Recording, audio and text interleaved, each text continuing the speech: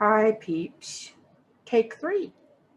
I didn't record the last video and I spoke for 20 minutes straight.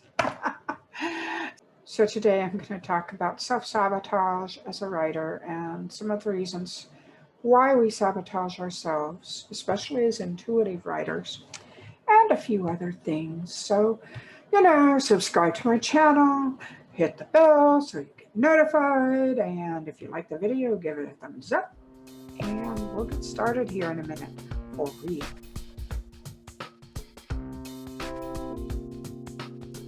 So first, you're seeing this on a Saturday. I'm recording it on a Friday. Sunday is my birthday. I will be 60 years old, and I am excited because I feel like I'm coming into my personal power. So I'm really excited about that, and trying to get all my work done ahead of time so I can actually take the day and just play games and talk to friends on Zoom and, maybe just watch a couple movies.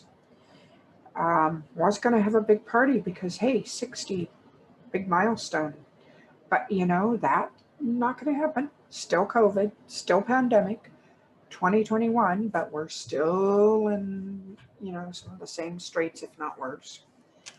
But that's okay. Adapt, change, be flexible, move on. And that's what I'm doing. Today I'm going to talk a little bit about self-sabotage. And as an intuitive writer, how we sometimes sabotage ourselves. I did have 3 different categories, but they kind of blend into one, I have found during my previous 2 rehearsals. So I'm going to change it up a little bit. There can be several ways, though, we go about self-sabotaging, especially when the work is going well. And that's one of the keys. When things are going well, sometimes we get afraid that it's going too well, so we sabotage ourselves before somebody else can do it. Now, I've seen people do this in relationships all the time. I've seen them sabotage relationships that were really wonderful relationships because they were afraid it would fall apart and they wanted out before somebody else dropped them. And that's a kind of pattern that's really destructive if you ever hope to have a long-term relationship. But as a writer, I've also seen people do this in terms of they get paralyzed. Writing's going along really well and they're really happy, and all of a sudden they freeze and they can't write anymore and they're convinced they have writer's block. But I'm kind of convinced that a lot of times what they have is the fear of either it falling apart at the last minute, or they have a fear of succeeding and then finding out it's not all they thought it was cracked up to be. And those 2 things, I think, come with writers who are newer to the game, so to speak, especially if you are an intuitive writer and you don't plot and you aren't sure where you're at in the book, and you suddenly go, am I really on track? Well, after you've been seasoned for a while, you learn to trust your process most of the time. There have been a couple of times where I suddenly went kind of insane and didn't trust my process and lost a couple of months to trying something different because I suddenly decided, oh, maybe my process doesn't work after all these years and all these books. Maybe something shifted, and it hadn't. And I ended up, kind of in the weeds. So how do you trust your process, especially if you aren't that well seasoned at it? Well, one thing I will tell you is nobody can guarantee it for you. Nobody can guarantee success. The only 2 things I can guarantee is, 1, that if you keep at it, you will get somewhere. Where, I can't tell you, but you will get further ahead. If you quit, you will fail. Those are 2 guarantees. If you keep moving forward, you will go somewhere. If you quit and stop, you're not going to get anywhere. So you might as well keep going forward and see if where you end up is where you want to be.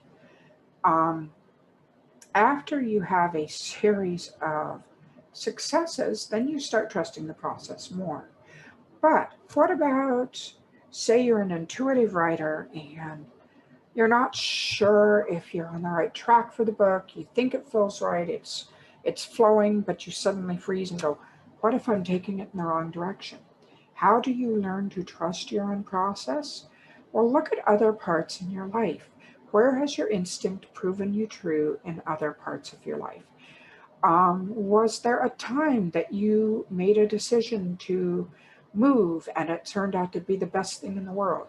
Was there a time when you took a job and you suddenly realized it's not a good job and you quit, and you found out later it was a good reason you quit? Um, is there some point where you were supposed to go on a trip and you found out and you suddenly felt I shouldn't go and you didn't, and say the plane crashed, or say the hotel had a bed bug infestation or something during the time you would have been there?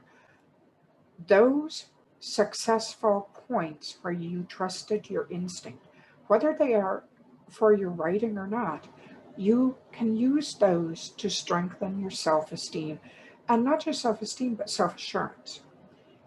uh, Make a list. Make a list of all the times where your instinct, following your instinct, proved a good thing. When you start doubting yourself, refer to that list. Go back and look at it and say, no, when I did this, it worked out. When I did this, it worked out. When I did this, it worked out. I have good instincts. They're probably on track for my book. I will just keep going and see where it takes me. That is one of the best ways I can tell you to develop trust in your process, is by trusting the process in other parts of your life as well. But what if you get frozen? Things are going well and suddenly you get frozen and you realize you're afraid and you're not sure why? Well, you may be afraid that you actually can't do it, at which point we could go back to that first point. Look for cases where trusting your process worked in other parts of your life. And also remember, if you don't try, you will fail. If you don't keep going, you will not make it. So you might as well keep going and see what happens. And one failure does not lead to a life of failure. But there's another type of fear too that I want to talk about, and that is the fear that maybe the reality won't live up to your expectations. Now, I am the type of person who never let my fear about the reality not living up to the expectations stop me, because I fully expected things to be in a certain way. So I ended up blindsided before I got my first book contract. I had tried hundreds of times. I had sent in short stories. I had a couple of short stories published, but I had sent in chapters of books over and over again, and I was close. I kept getting handwritten notes from agents and editors saying, well, this is good, but it's not quite good enough, it's not quite what we're looking for, blah blah blah. I mean, we're talking hundreds of rejection slips, and while they were encouraging, yeah, they were still rejections. So I had this whole buildup in my mind that when I got that magical acceptance, well, I would own my own home at that time. I would be in a happy marriage. I would be 107 pounds and wear floral Laura Ashley dresses. Remember, this was back in the 80s. And I would keep my own garden. I would can my own food. I would keep the house in perfect order. I would write full time. And all of this, I had this life built up in my head of what being a published author meant. And then I got my first book contract when I was 35, not in my 20s, because I expected to get it in my 20s. There was one thing that was on par. I was in a happy marriage. So my expectations of what life as a published author would be like suddenly started clashing with what reality was. And everything just, it was like this explosion in my mind as the two worlds, the world of my expectations and the world of my reality, hit. And all of a sudden I was sitting there going, I don't know how to process this. I don't know what to think. I really don't know what the hell is going on, and how do I deal with the difference between what I expected to be and what reality is like, and what the hell do I do?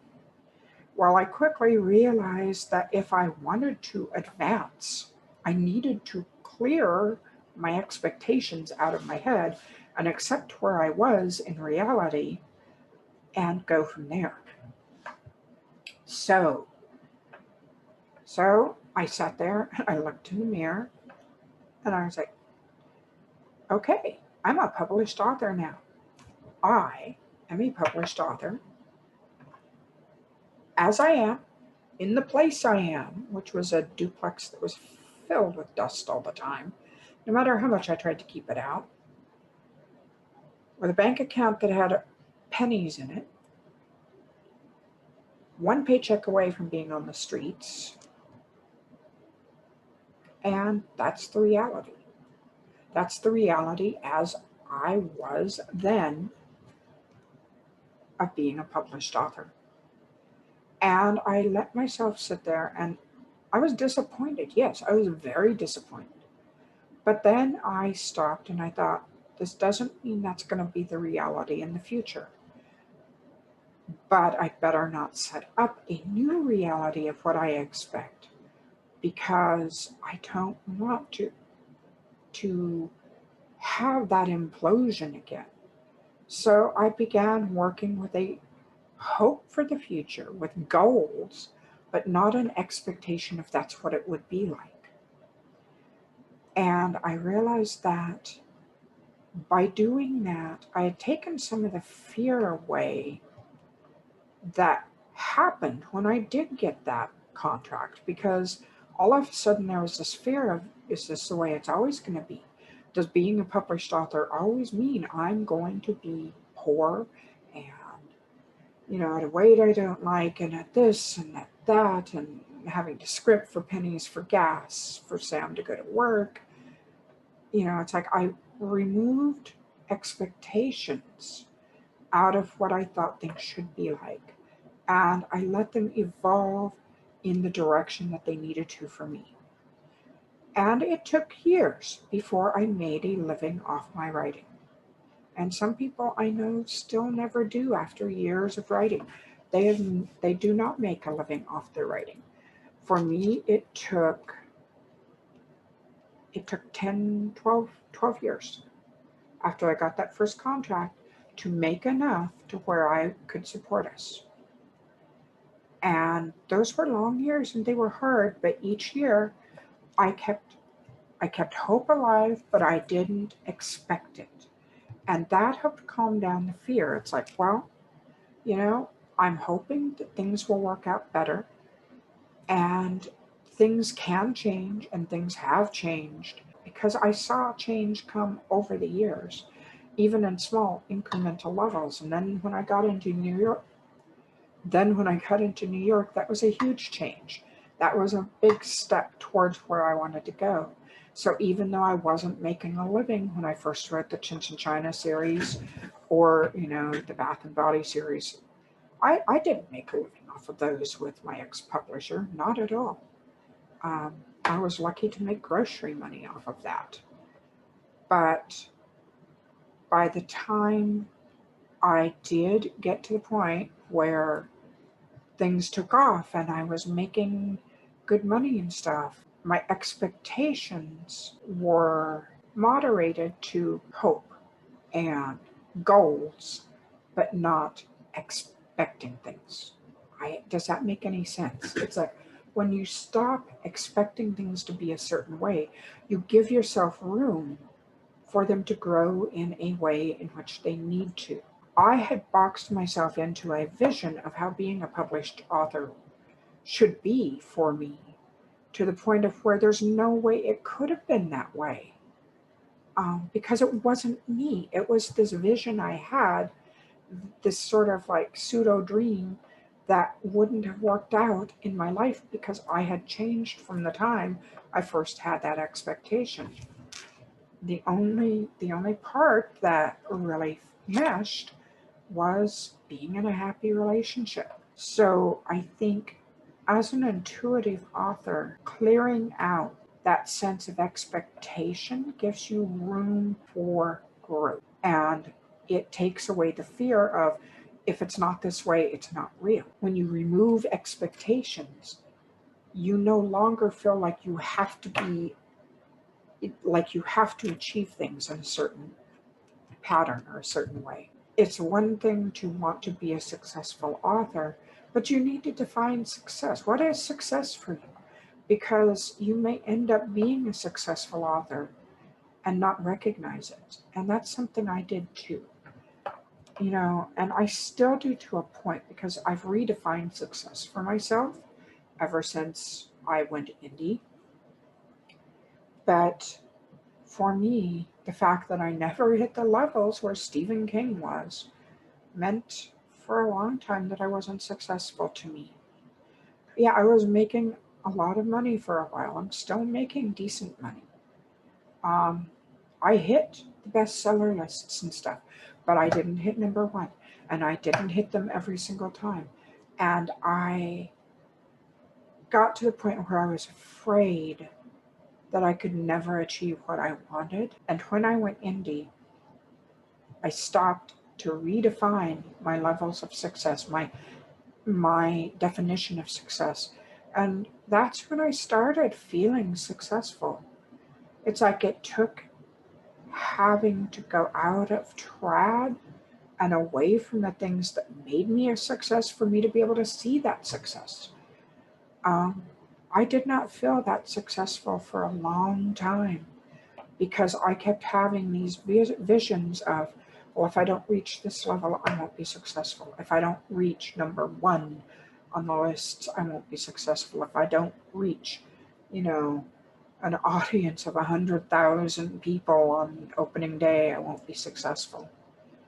And by getting rid of those expectations, it helped me feel much better about myself. It helped me accept that where I'm at is a success. Where I was a success. Hell, I have sold over 2 million copies of my books, if not more. There's the key, is looking at what you do and not defining success by what other people do. And self-sabotage so often comes in when we are afraid we'll never reach where we want to go, that we aren't good enough to reach the goals that we want to eventually. So I guess what I'm saying is examine your work habits. Examine when you find yourself frozen. Examine when you find yourself sabotaging your own work, and ask yourself why. And see if there are fears beneath that, or if it's cockiness, or perhaps if it's just, maybe you're tired. Maybe you are giving yourself too much work to do. Maybe you need to build in time to play so that you don't sabotage yourself. Tell me your thoughts. Give me your thoughts on all of what I've talked about today. There's no real one answer. There's an answer for each person, but it's individual, and you often have to find it yourself, and that takes a lot of self-searching. That takes a lot of self-analysis. So in other news today, I want to talk a little bit about my Patreon page, which I have reestablished. I've added a tier there so that it's a $50 level tier, but you will never have to pre-order again as long as you stay at that level, because you will receive a copy of every single book I come out with from now on. And there are tiers, you know, all the way from $3 on up. And you can get, you know, a couple copies of books at some tiers. You get videos specially made for Patreon, posts that are Patreon only. Come over, check it out, you know, take a look and see if you'd like to join me over there. Because, you know, it's like I'm moving away from Facebook more and more because it's getting harder and harder to manage.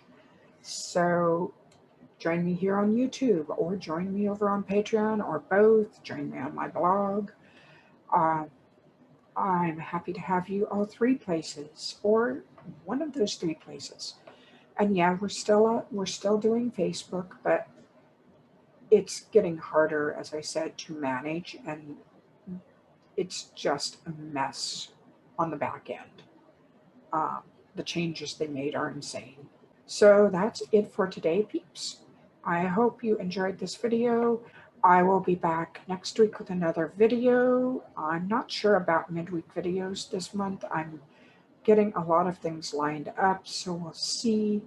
But I'll be having a question and answer video over on my Patreon for my Patreon people coming up, I think, next week. I hope you have a good weekend. I hope you have a wonderful rest of the January, and I will talk to you next week, if not before then.